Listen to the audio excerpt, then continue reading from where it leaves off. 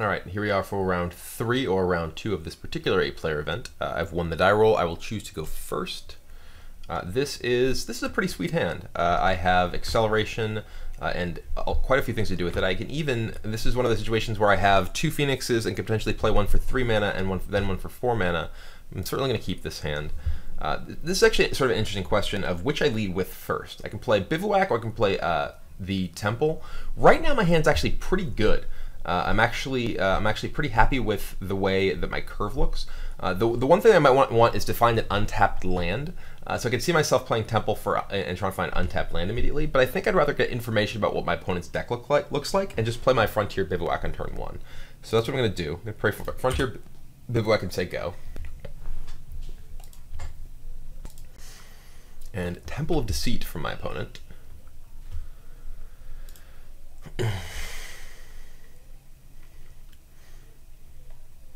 And we did draw an untapped land anyway, so we're going to play a Rattleclaw Mystic. Cast.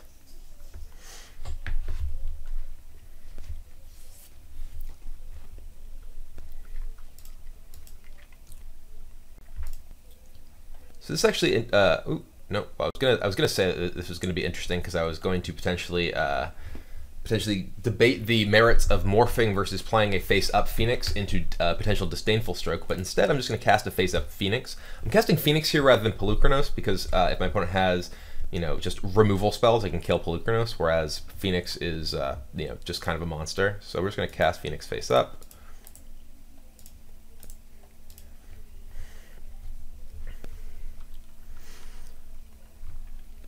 But I suppose right now there's actually no removal spells my opponent has that could kill Polukranos at least immediately.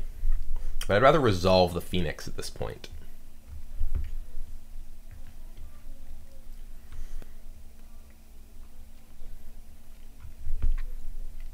So my opponent has a Font of Fortunes. No ability to Murderous Cut yet. Now my opponent can dissolve or something. So I don't want to play into a dissolve. I could just play a face-down Phoenix. I could also just attack my opponent. But although playing into dissolve actually means that my opponent can't Font of Fortunes, I could just play a face-down Phoenix here and then potentially flip it up next turn. So I think I may do that. It also means that because I play Phoenix face-down, my opponent can't Disdainful Stroke it. So there's no like force spike that my opponent could have. So, well, we'll just play it first. I'm trying to think. So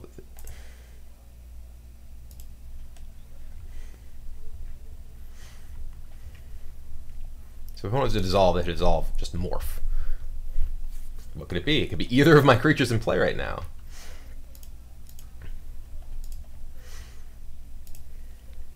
Alright, so Temple.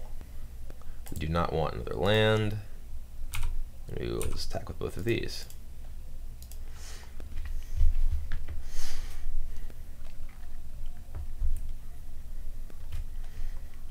So now my opponent fonts. If my opponent has Perilous Vault, I get to attack for 10 damage and then kill with Sarkhan the following turn, basically. I guess I don't get to kill with Sarkhan immediately.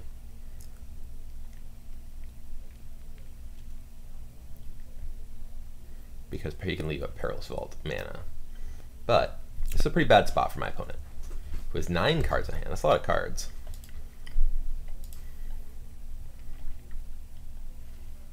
So actually, if my opponent plays a Black Source and says go, I actually don't want to flip this up because I don't want to get Bile Blighted.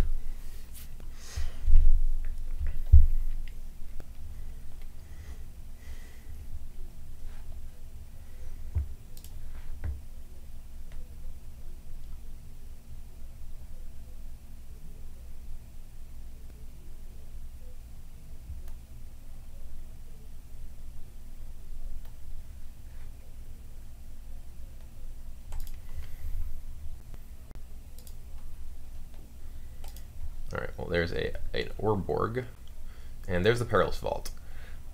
Ooh, well, so I can attack for, if I play Sarkhan and plus, I attack for 12, put my opponent to 2. If I just flip this up, Then I attack. I do 2 damage to the trigger and attack for 8, putting my opponent at 4.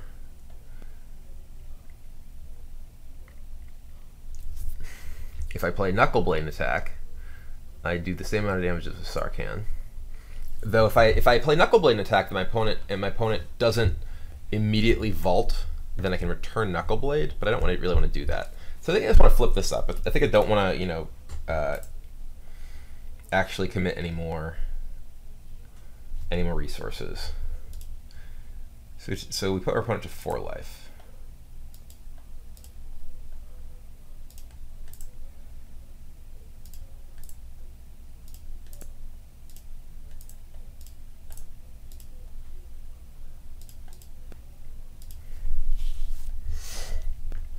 And then we get to Sarkhan Plus on the empty board. Well, we're going to attack. Our opponent's going to Perilous Vault. Ooh, a Radiant Fountain. Haha. All right. Well, we're going to go ahead and attack.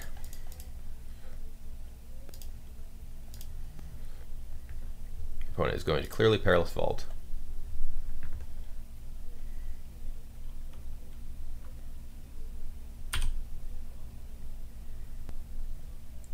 Okay. We're going to play Sarkhan and Plus, because Sarkhan, our opponent can't use like Murderous Cut to kill Sarkhan. So it also allows us to have just a bunch of like mana untapped next turn too, with Temur Charm. So the opponent actually only has 1 card in the graveyard, so actually Murderous Cut is not really a particularly significant potential threat. Nor can our opponent really very well cast like Dig or anything. That Radiant Fountain is actually pretty great here, amusingly.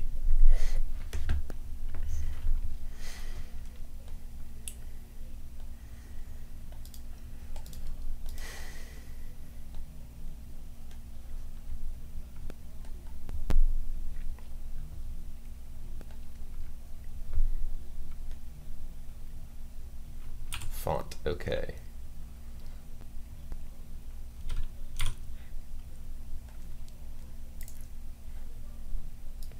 So we're just going to tick this up and attack.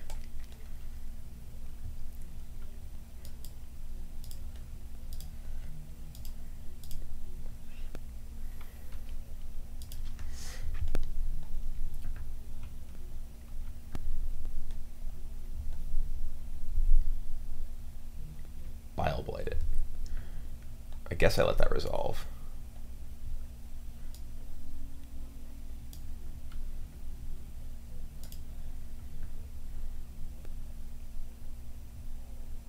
Another Bile Blight? Oh, that's kind of annoying.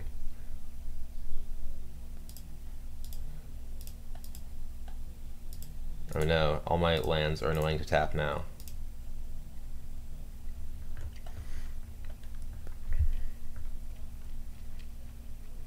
Alright, so my opponent only takes 1 damage there. I think I just want to play, do I want to play Knuckle Blade? Well, my opponent's tapped out. My opponent does have to deal with both Knuckle Blade and Sarkhan, so I think I'm just going to do that. We're going to play, go get a Forest. Actually, should have gotten something other than a Forest. Blue, red.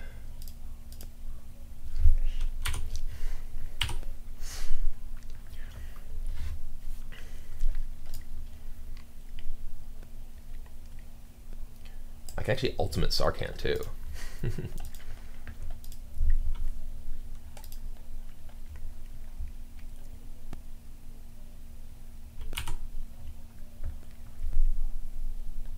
So my opponent has to kill Savage Knuckleblade here. Like if he actually has Murderous Cut into Hero's Downfall, that would actually be fairly bad for me, because my opponent does have 7 cards now, or just dies. All right, so the best cards in this matchup by far are Stubborn Denials. They are fantastic. Disdainful Stroke is actually also quite good. Disdainful Stroke is a good way to keep your opponent off of stuff like Murderous Cut. Interestingly, despite the fact that they cast it for for low amount of mana. You can actually Disdainful Stroke it, even if they cast it for 1. Perilous Vault counters that, counters Dig Through Time, so all very good targets. And you just want to take out the burn. Like Crater's Claws is, I can even see not playing Crater's Claws and just taking it out for Stormbreath Dragon. I'm not sure about that, because Crater's Claws, being able to finish off your opponent with Crater's Claw damage is pretty nice. And Stormbreath Dragon does get caught by removal spells where Crater's Claws does not. That said, Stormbreath Dragon also enables Stubborn Denial, so this is not a matchup I've tested a lot. My inclination is that you just want to take out all the burn and just have as many creatures as possible. When I was playing before, I actually had Surocs, which were pretty excellent in the matchup because they actually had a lot of counter magic. But here, I just have the Storm Breaths, and I think they're probably better than Crater's Claws. So we're just going to go ahead and submit.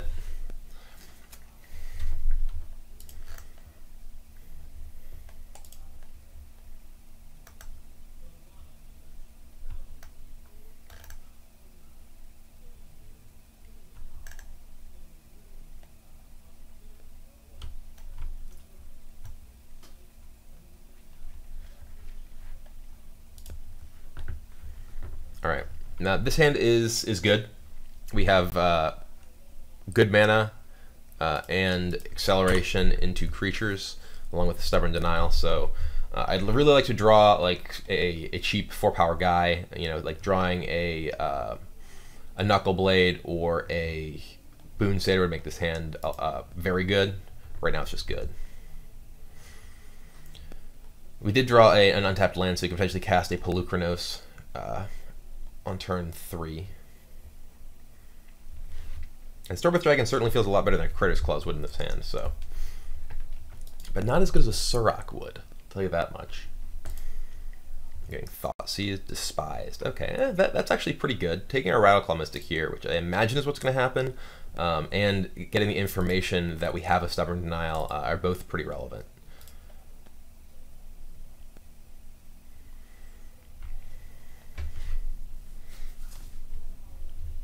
I assume we're going to lose Rattleclaw Mystic here. Losing one of the big creatures is a possibility, but I imagine it's less likely than taking Rattleclaw because it breaks up our curve much better.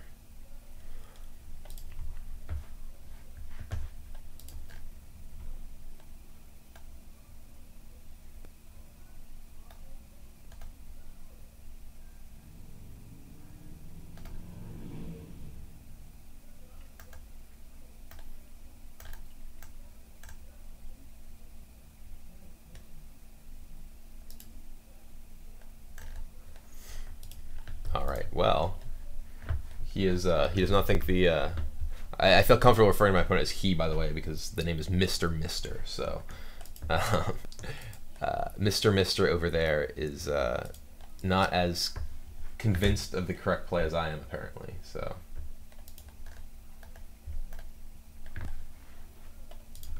I mean, what we're looking to do is, curve out with significant threats, and that's exactly what happened. We lost our Rattleclaw. It does make our land drop nice here. We get to actually play our Bivouac.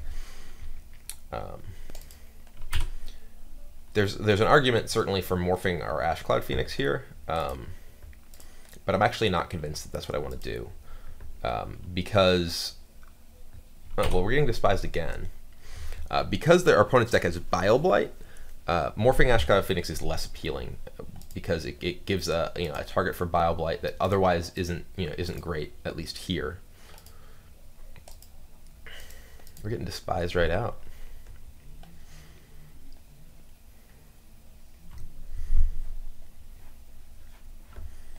We may have lost Suroc if we had Suroc, so it's possible the difference between Stormbreath and it's not as big a difference. Though getting to keep if we got to keep a 4 because our opponent took a 5 and it was better for our curve.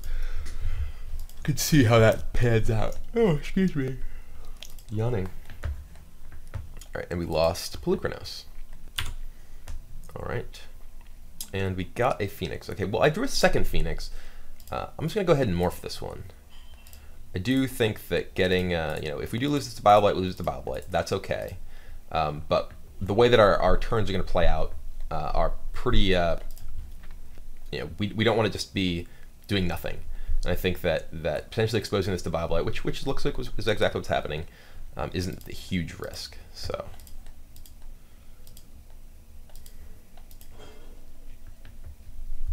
Our opponent also doesn't necessarily know that we have the second Phoenix,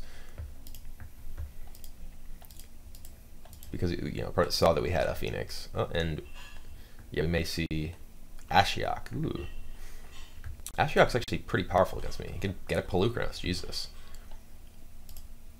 All right, well that is a very good Ashiok. I'm gonna go ahead and get a forest, mountain. I guess we get a mountain, like a forest. Doesn't really matter. We already have 2 bivouacs. Yeah, I'll get a forest. Red, red, 1/1 Phoenix. Putting Polukranos into play is actually kind of a beating. Ashiok is pretty good against me if on the play, if you're able to despise my first few threats. I didn't really have any threats early, to be fair. So my opponent's actually only has the 3 land, it looks like right now. So Ashiok will die if our opponent puts Polukranos into play. Actually, no, it won't die. It's casting cost, not power, right? Yeah, it's casting cost. Polukranos, that's such a mauling.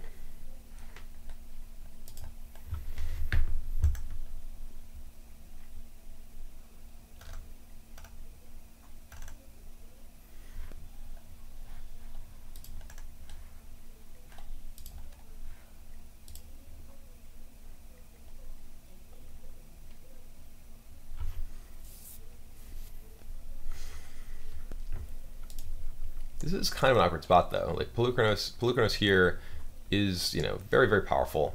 Our opponent is actually also sort of in an awkward spot though, because they know we have Stubborn Denial in hand and Stormbreath Dragon in hand. I don't know that the Mana Confluence is actually. I think the Mana Confluence might be known information, which actually makes it a mistake for me to play the fetch land, by the way, because I could have played Mana Confluence and just tapped it for mana off of Urborg. And keep at least 1 card in my hand unknown to my opponent. But if my opponent does Polukranos or Ashiok putting Polukranos into play, this could be kind of tough, because we are we're not really well equipped to kill a Polukranos.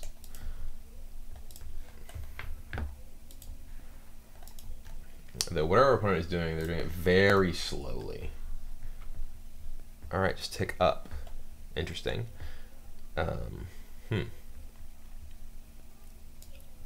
Well, I'm going to go ahead and attack Ashiok.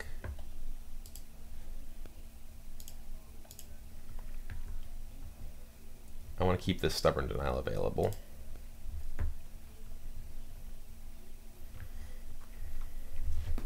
So I'm not playing Stormbreath. I'm going to play Heir of the Wilds.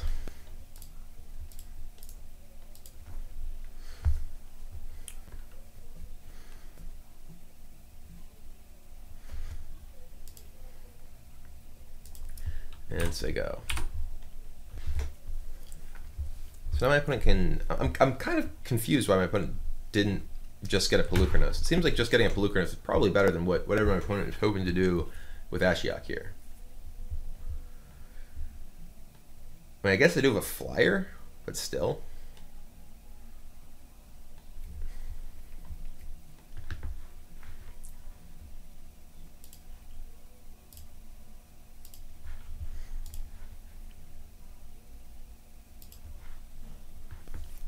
Bile Blight on this.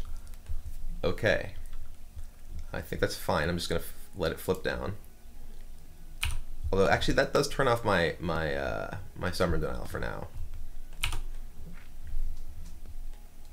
But I think that's okay. My opponent's really low on land. And if we do draw another land, we can just flip it back up.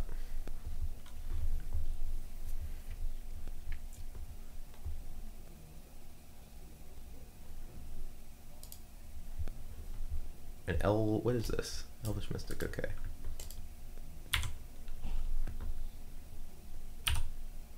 That's actually a really good draw, because it gives us an instant speed way to turn on Stubborn Denial that our opponent is likely not going to anticipate.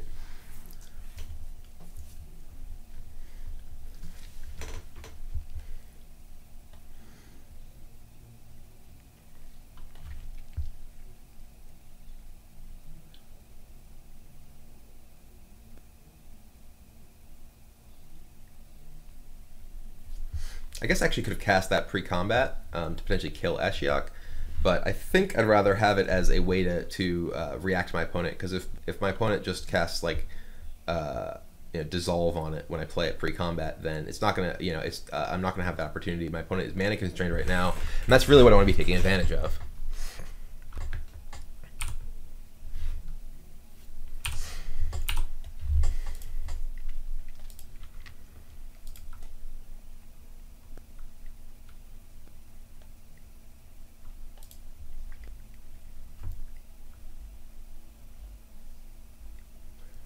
So now I can Boon Satyr plus Stubborn Denial if I want, which I think I do.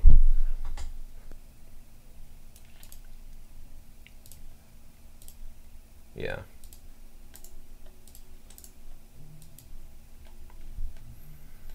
My opponent only has 2 cards left in hand.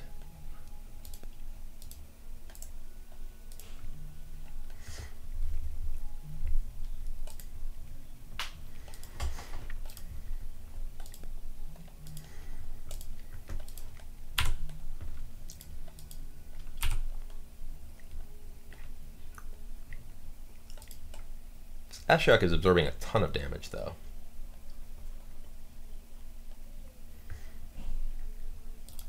I could have just let that resolve, and then, played Boon Satyr. But I think, given that I don't want to just cast Boon Satyr to open mana and potentially get it dissolved or whatever, I think that was probably my best option. Opponent could like Murderous Cut or something here, or Dig Through Time, which is what we might see now. Blue with 6 cards in the yard. We could see Dig Through Time. Probably what it is. Yep. Alright. That card is very powerful, in case you were curious. In case you missed that part. Very powerful card.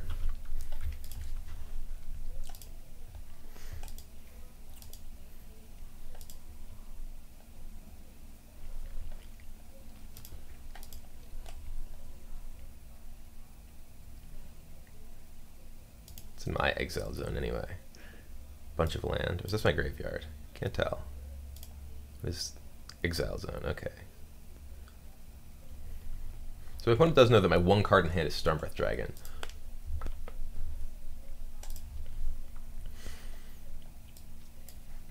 So I don't just want to cast that into a counterspell. I would much rather flip this face up than play this. Like if I draw a land, for instance, that's a much stronger play because it is resilient to everything short of Perilous Vault.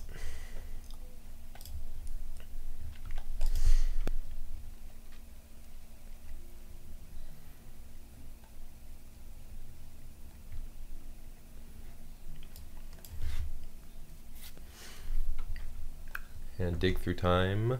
Come on. Alright, it's finally resolved.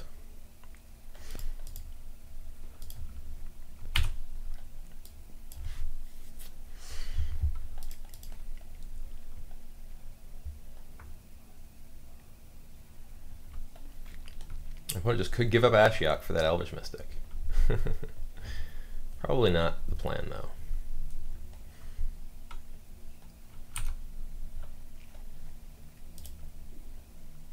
Oh, well, that's a lot of land.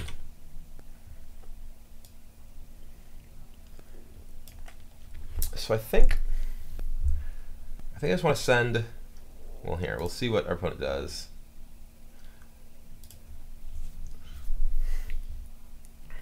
We'll send these 2 at Ashiok, I think. Maybe these 2 at Ashiok, and this at you. No. We really want to kill Ashiok. Ashiok is an issue.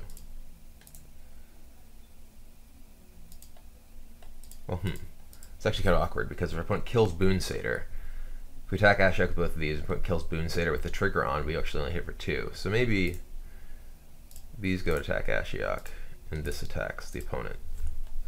So even if one of these dies, Ashiok is still dying. Well, no, Ashiok will at least take 2. This is awkward. Really only another Bile Blight, so maybe I'm fine with that. Maybe it's just attack Ashiok, attack player, attack player. Yeah, it's only a third Bile Blight that really can save Ashiok here. And in that case, my opponent's Bile Blighting one of these and potentially leaving with Phoenix. All right, yeah, because I do need to get damage in here, in case my opponent has Perilous Vault. All right, and I'm gonna play this Elvish Mystic because I want to be able to flip up Ashcloud Phoenix.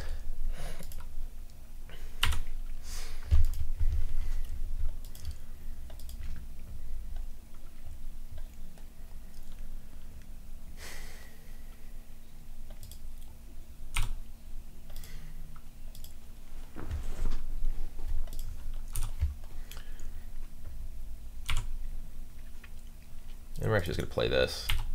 Now everything attacks the opponent.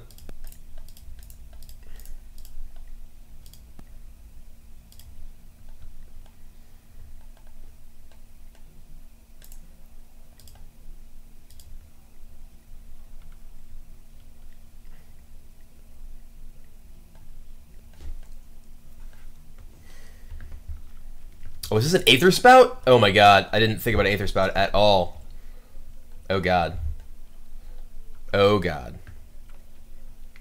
Alright, well, I guess I was casting Storm Breath post-combat.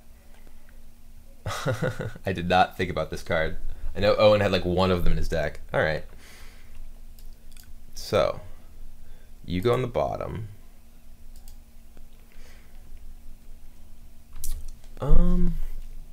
We're going to cast Storm Breath post-combat. So we're going to put you on the bottom, put you on top, and you on top, I think.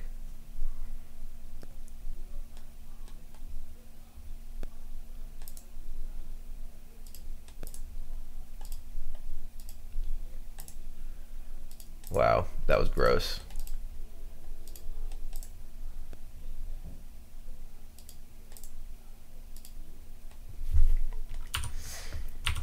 So we know that we're doing Ashcloud Phoenix next turn.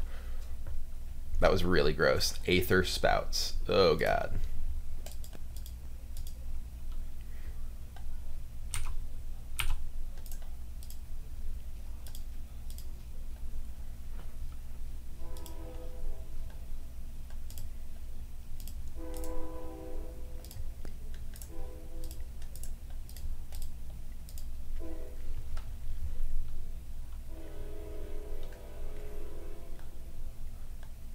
Is my opponent supposed to know that these are going on and in what order and everything?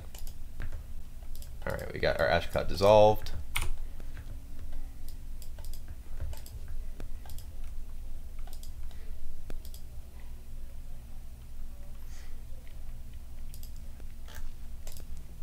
Alright, well this is going much worse than before Aether Spouts was cast.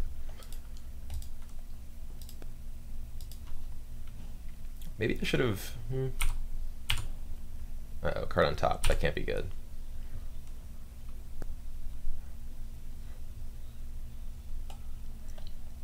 Two, three, 4, 5, 6. It's probably some way to kill Dragon.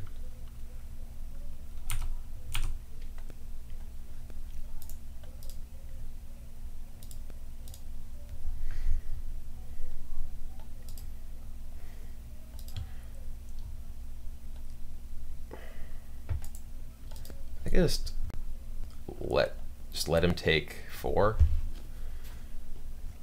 I guess I don't want him to. I guess if there's like a counter spell and you have dig, then you can cast counter then dig. I'm just gonna let do 4 damage. All right.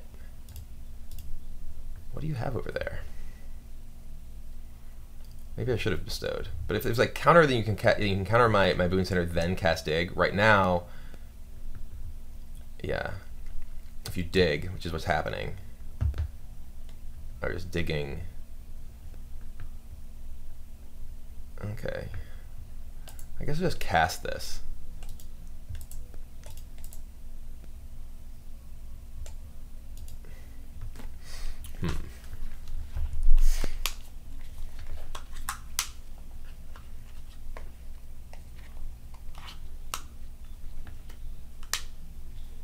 I'm sure my opponent will find a way to kill Storm Breath.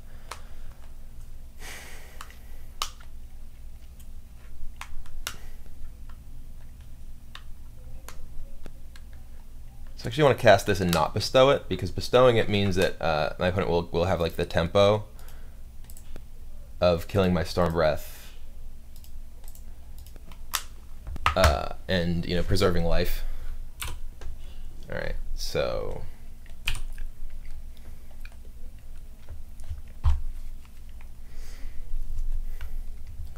now if Storm Breath was Nissa, like I would have if I were actually just sideboarding against this deck specifically, it would be great. What is this? Drown in Sorrow. This is like double drown. That would be gross. Oh god. I cast Boon Satyr so I could like play around counter spells and look at my opponent. Like no double drown. Okay, good.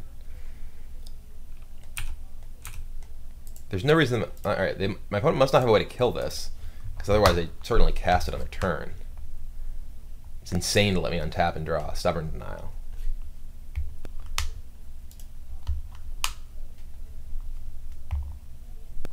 No, okay, you just wanted me to draw a way to kill you. Okay, that's cool.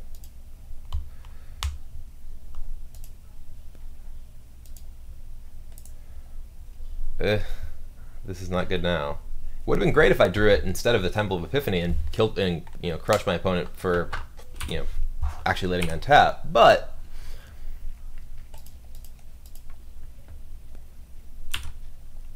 all right, this is getting kind of out of hand.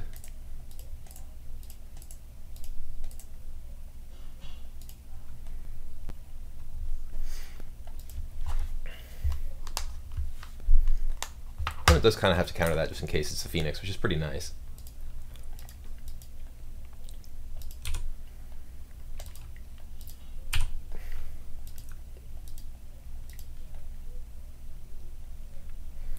Yeah, this is going very badly now.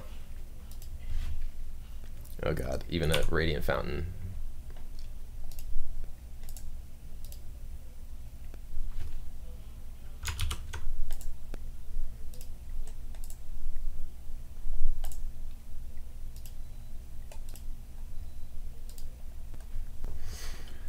Don't have a counter. Somehow I don't have a counter.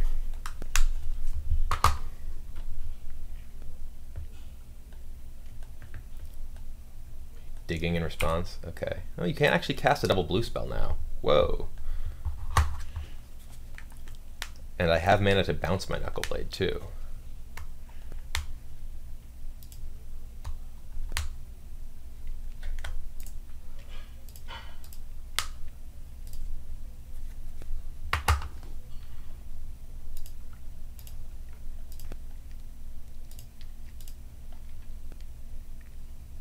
I'm not going to pump because I don't want to get downfalled here. I'd rather, use the Knuckleballer's ability to bounce. All right, we're going to do return it.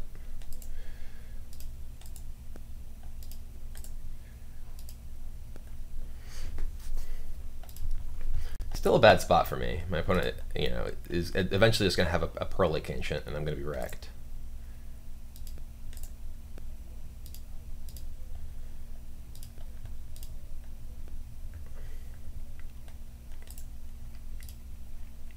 One, two, three, 4, 5, 6, 7. Yeah, there may be a Pearl Lake Ancient in there. 1, 2, 3, 4, 5, 6, 7. Pearl Lake Ancient is going to crush me if I attack now, so I'm actually just going to say go. Is that right? It's crazy. Can I win if my opponent does have Pearl Lake Ancient and like cast it this turn, and then I have Boon Satyr on my Knuckleballer?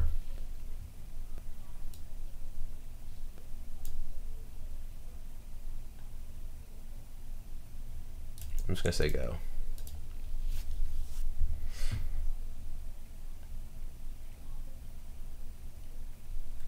Yeah, there's Pearl Lake Ancient.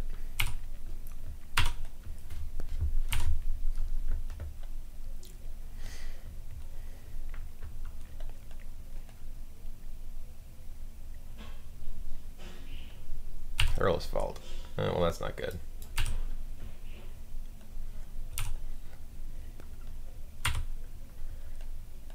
So, hey, right on time. 1, 2, 3, 4, 5.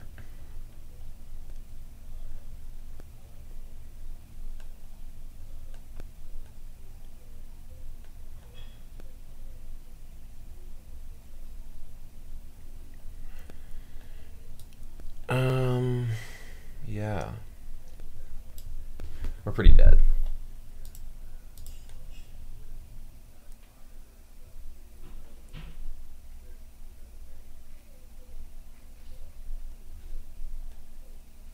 I'm not really sure how I can win from this position. I needed Nissa. I can attack and then Boon Satyr and then get Perilous Vaulted. I think I just have to say go.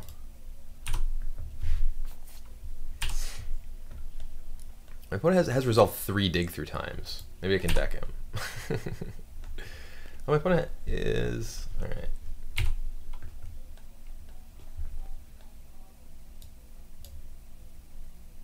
Ooh, that's a good draw.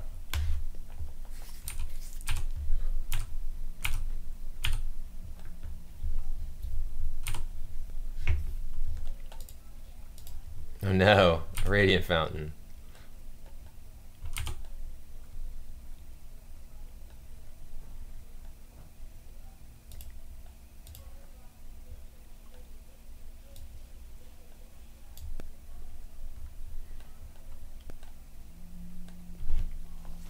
Recasting and bouncing Radiant Fountains.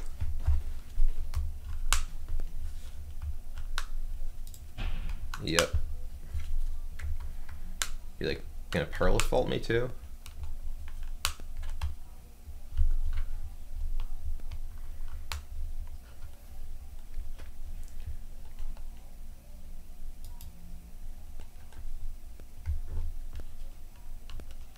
So you can't actually Perilous Vault right now, so I'm actually going to cast with Bestow.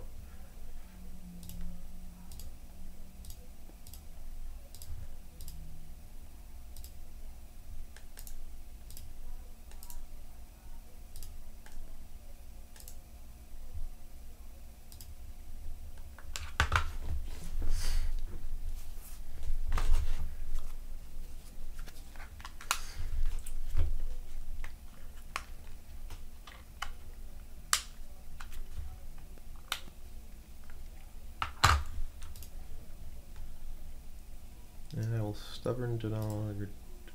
Hold on. This is Stubborn Denial. Dissolve. I hope I'm selecting. What the? This is really. Hello? Dissolve. Okay, good.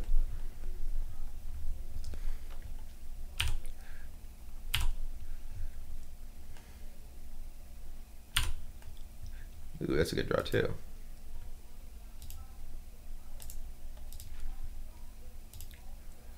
So he has to block. And I will pump.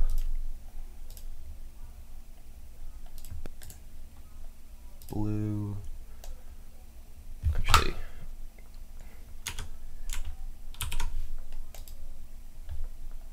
Whatever, it doesn't really matter. Pump.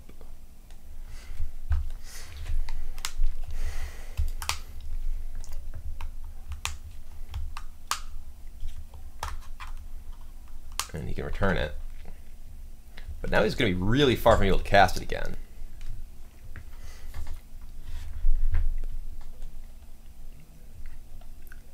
Okay. Your turn. He only has 5 mana now and has 9 cards in hand. I know 5 of them are land at least.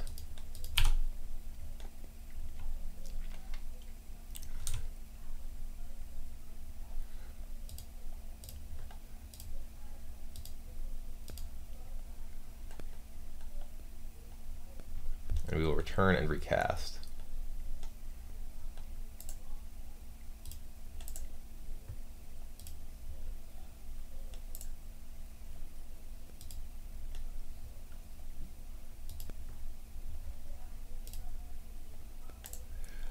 blue, red, green. And we still have Stubborn Denial up. Opponent can cast another, can cast the Ancient again.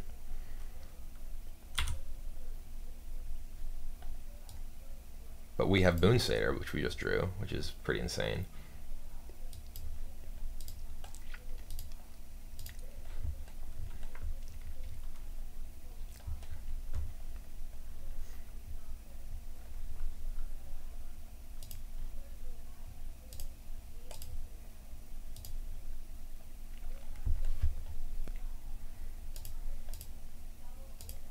Still on him.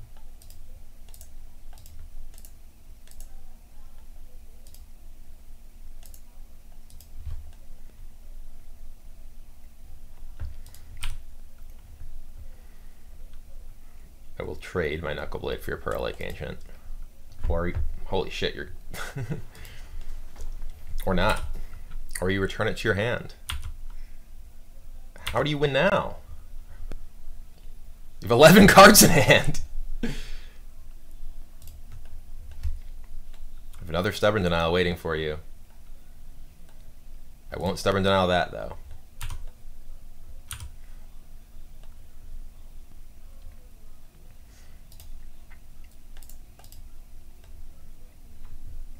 Gonna go get Mountain. Don't have many cards left in my deck.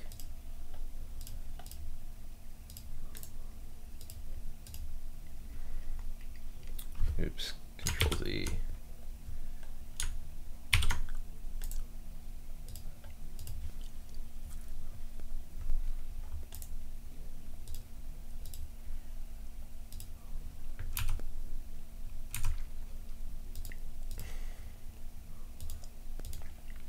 I'll attack you for 12. I think wow, I'm just gonna win. This is a really bizarre game, and this game I think highlights so incredibly how powerful both Savage Knuckleblade and Stubborn Denial are, because Savage Knuckleblade enabled me to keep playing this sort of... It's gotten really dark in my room since I started recording. You've actually just seen the sun set over me. I just looked at my webcam picture and I'm just like in the dark here. But you just saw, you know, Savage Knuckleblade totally dominate that game. You know, every ability of Savage Knuckleblade was important. I mean, interestingly, Haste was the least important ability because, you know, I was able to return it to my hand to avoid removal. I was able to, you know, and also playing around that turn where my opponent had the Pearl Lake Ancient, where, you know, just allowed my Savage Knuckleblade to resolve. I didn't give it haste and chose not to attack. And then we actually, I think our opponent really was trying too hard to try and pressure us with the Pearl Lake Ancient and try and get value from bouncing lands, because ultimately that attack cost my opponent enormously, because we ended up putting them in a position where they didn't have enough land to actually activate the Perilous Vault, and we were able to attack with Knuckleblade into the Pearl Lake Ancient and really set up just a sort of pincher of the you know, land bounce ability on the Ancient against my Knuckleblades plus Boonsater. So Boonsater incredible in these games, Knuckleblade obviously incredible, and Stubborn Denial. It is hard to overstate how good that card is against control decks. We saw how incredible it was here, protecting my creature from removal and allowing me to just sort of dictate the pace of the game. Even when I was so far behind, I got Aether Spouted that game.